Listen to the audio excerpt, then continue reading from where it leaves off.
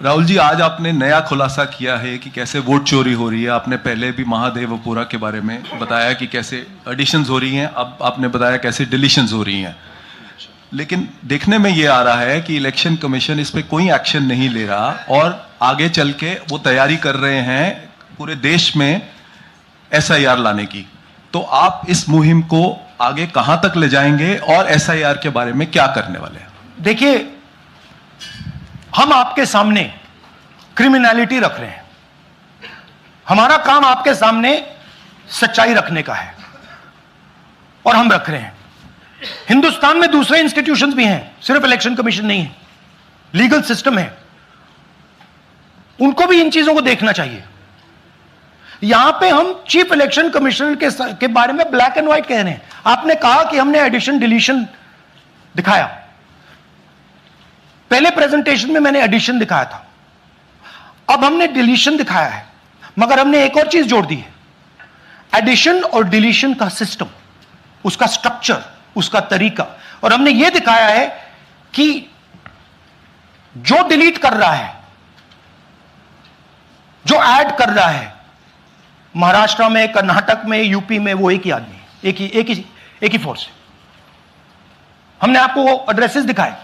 Same system is being used in Maharashtra, is being used in Karnataka, is being used in Uttar Pradesh, is being used in Haryana.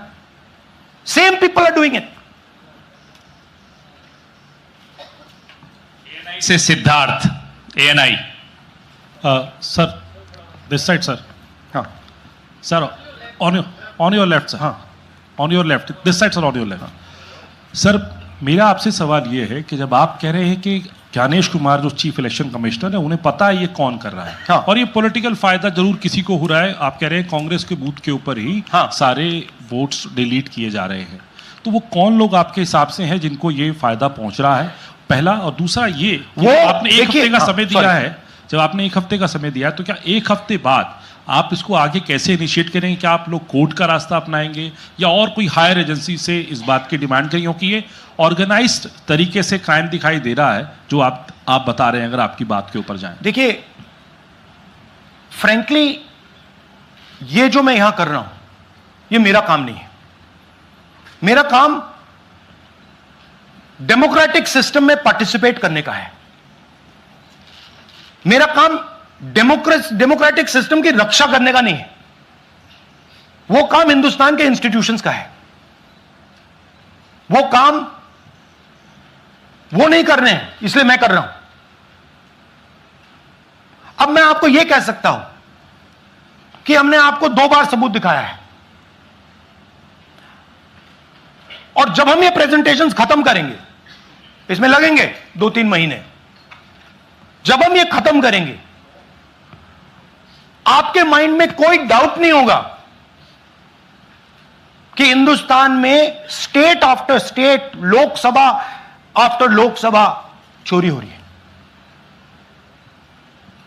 तो मेरा काम सच्चाई दिखाने का है। मैं हिंदुस्तान की जनता को, हिंदुस्तान के युवाओं को सच्चाई दिखा सकता हूं। यह मेरा काम है। उनकी जो इंटरेस्ट है, क्योंकि ये जो कॉन्स्टिट्यूशन है, ये हिंदुस्तान की जनता का रखवाला है, प्रोटेक्टर है, और मैं इसकी प्रोटेक्शन कर रहा हूं। इसकी प्रोटेक्शन करने का काम हिंदुस्तान के इंस्टीट्यूशंस का है, हिंदुस्तान के ऑपोजिशन लीडर का नहीं है, मगर इंस्टीट्यूशंस नहीं करने हैं। अच्छा, एक इंटरेस्टिंग बात आई है जो मैं आपको बताना चाहता हूं कि इलेक्शन कमीशन के अंदर से हमें मदद मिलनी शुरू हो गई है। मैं साफ बोल देता हूं, इलेक्शन कमीशन के अंदर से, पहले नहीं हो रहा था, अब इलेक्शन कमीशन के अंदर से इंफॉर्मेशन आ रही है। यह रुकेगा नहीं, यह रुक नहीं सकता है, क्योंकि हिंदुस्तान की जनता इस बात को एक्सेप्ट नहीं करेगी। एक बार हिंदुस्तान की जनता को, हिंदुस्तान के युवाओं को पता लग गया कि वोट चोरी हो रही है, उनकी शक्ति लग जाएगी। IANS से आलोक झा। इस तरह से नहीं, प्लीज। IANS से आलोक झा।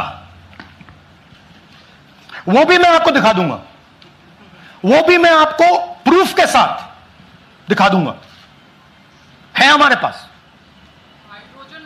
राहुल जी, हाइड्रोजन बॉम्ब में ब्लैक एंड व्हाइट है। मैं फाउंडेशन लगा रहा हूं, मैं फाउंडेशन क्रिएट कर रहा हूं, है हमारे पास। मैं स्टेज पे बिना प्रूफ के नहीं चढ़ूंगा, बता रहा हूं।